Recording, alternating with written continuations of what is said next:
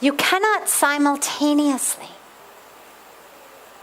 have a full-time job in a company, a business, a corporation, when you're a CEO or a president, and be a full-time stay-at-home mom. Doesn't mean you can't have a career and children. Of course you can. But you can't do each of them full-time. Something's got to give somewhere. You cannot live in Paris and LA at the same moment. You may have a house in both places if you're of that sort and jet set back and forth, no problem. But you cannot simultaneously live in both places. And so the dilemma when we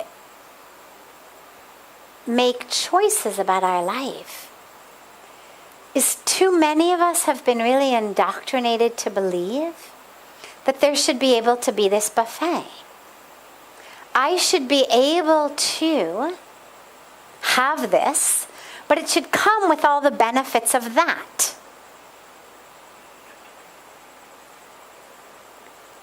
Or I should be able to not have that, but still have the parts I liked about it anyway.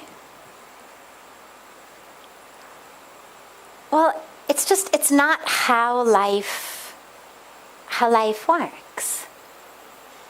I'll tell you a personal story. It's actually very fitting because today is Narad Jayanti. Now, Naradji is one of the beautiful, beautiful sages from the scriptures, from the Srimad Bhagavatam,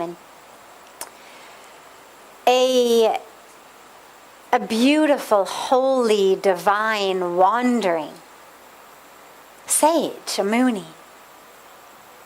One who observes great silence, one who does great sadhana, one who, as I mentioned in the Ganga Arati, really is this confluence of Gyan, wisdom, and Bhakti, devotion. He's the one, if you read the Srimad Bhagavatam, he's really the one who guides and teaches so many throughout. Now one day, and of course there's always a backstory, we won't go into, because the way that so many of the stories in the scriptures work is they flow from one into the next. So we're just going to cut a slice out of this beautiful, sumptuous cake of the Srimad Bhagavatam. And it's the story of one day, Naradji is walking through a village, and there's a king. And the king sees him, and of course he's well known, he's famous, he's this enlightened sage. The king sees him and he says, "Oh, Sage Naradji." He bows at his feet. And he says, "I want you to read my daughter's palm. I want you to tell the future of my daughter."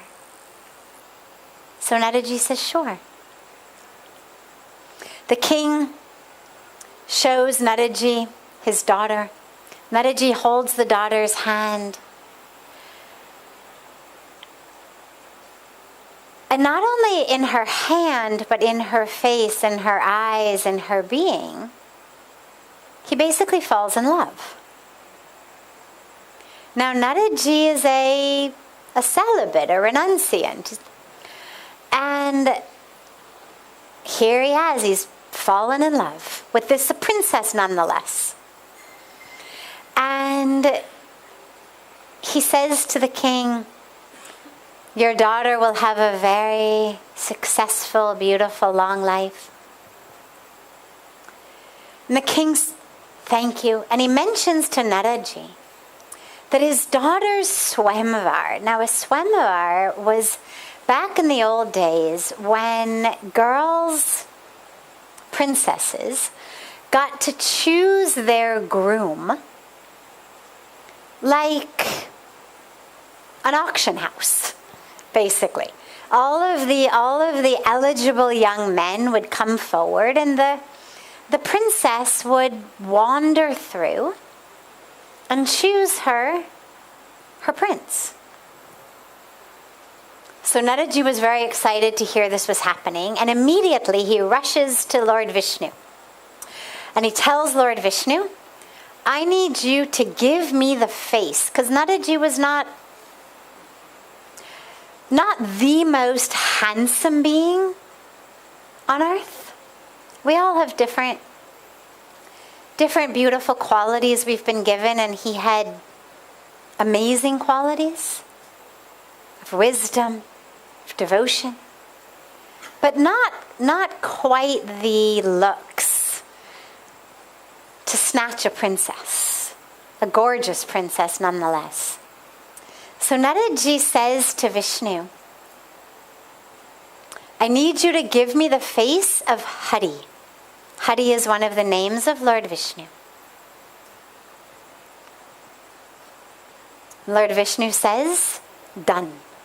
So be it. Tathastu. Now Naradji's very happy. Very happy. I'm going to win this princess. And he goes to the swamvar, and he stands right in the front row, convinced she's going to definitely choose me because I am, by far, the most handsome guy around. Not only that, I also happen to be brilliant. I'm actually going to stop the story for a moment and go back to where I learned this story, because it weaves importantly in terms of my life story. So this takes us back to the early 2000s, almost 20 years ago. Now, I've been in India, as some of you know, for the last 25 years. And I officially took vows of sanyas, vows of monastic renunciation, in the year 2000, so 22 years ago. It was not a difficult choice by any means at all. In fact, from when I first came in 96, I knew that was where I was going. And I've shared many times that it was such an incredible blessing, because all of my desire for things that were not in alignment with monastic vows, not in alignment with a life here in Rishikesh in an ashram, long before cyber cafes and coffee shops and whatnot were put in, long before there were, juice bars and Italian restaurants and whatnot. And by God's grace,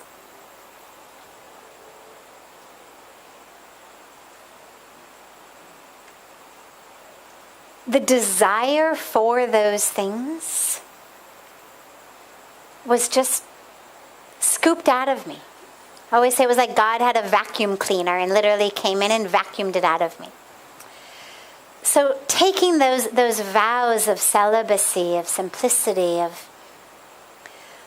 letting go of everything ranging from bagels to sex and everything in between, was actually not nearly as difficult as I would have thought it would have been if you had told me a year earlier that I was going to be taking monastic vows. So, now we fast forward a few years after that, and suddenly there is a gentleman, and I find myself having desire. It didn't happen automatically. It began when he said to me, out of the blue, I had not even been thinking about it, but out of the blue he says to me, I'm very attracted to you. He was a very, very good-looking, early 30-something. I was I guess, early 30-something, right around the same age. And suddenly all of that I hadn't even thought of, suddenly it came back. And suddenly there I was, full of this desire.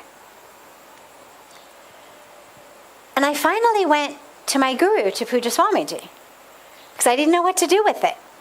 I knew I wasn't going to break my vows, but suddenly it was difficult in a way that it never had been difficult. And so I go and I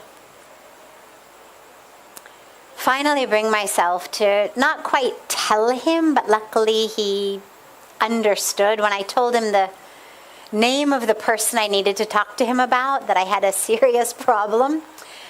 And he looked at me and he saw my face turning all shades of red and purple and whatnot. First he was like, yeah, what? What's the problem? And then he looked at me and he goes, oh no. And he then told me this story about Naradji. Okay, so this story was the story that I got in response to me suddenly having this desire that maybe being a sannyasi was not exactly what I was destined to be. So Naradji, we're back to Naradji. He shows up at the swamvar and he's all... And the princess walks right by him. And not only that, she kind of chuckles as she walks by him. And Naradji's amazed. He can't believe it. So immediately he moves. He goes to the next line. Maybe she just didn't see me. And he goes to the next line, thinking now she'll see me. And again, she walks right by him, kind of chuckling a little again. Now he cannot figure out what has happened. He storms out and he goes to the nearest stream where he looks, because of course they didn't have, full-length mirrors in those days, especially the wandering monastics. So he looks in the river and he sees that he's been given a monkey face. He hadn't realized that the word Hari, while also being one of the names of Bhagwan Vishnu in all of his ravishing beauty, also meant monkey. And so Bhagwan Vishnu, being God, knowing exactly what tricks Naradji was up to, decided he was not going to let his star precious devotee lose himself in this way, so he gave him a monkey face. So naturally Naradji is irate. He storms to Lord Vishnu. What did you do? And Lord Vishnu explains to him, you're meant for things more than just marrying a princess. The world needs you in a completely different way. And Naradji was the one who gave us the Bhakti sutras, the teachings on devotion, and so much more. So after Puja Swamiji finished telling me the story, he looks at me and he says, don't make me give you a monkey face. It's like, you get this together, I'm going to have to give you a monkey face. So I share that because A, it's Narad Jayanti, but B, because when we make decisions, we've really got to make decisions based on What am I here for? And that doesn't mean that all of us are meant to be monastics. Of course we're not. Doesn't mean all of us are meant to live in an ashram in Rishikesh. Of course we're not. But it means that when we make decisions for our lives, to know it's a package deal. There's always going to be parts that if I could trade, I would. And it's got to be something that is not the pull of the moment, the desire of the moment, the yearning of the moment, but that which is really in line with my heart's, my soul, ultimate calling to know itself. So there isn't any official way, any equation I can give you. Just to say, trust yourself. Trust yourself, you'll know, but never expect that any situation in life is going to be exactly perfect. And don't lose beautiful opportunities because they are not exactly 100% what you had envisioned it would be. Recognize things are package deals. And the question becomes, which package deal is the one that's most likely to give you the things that matter to you? I'm not going to tell you what should matter to you, but you decide what matters to you. And then choose the path that's most likely to give you that.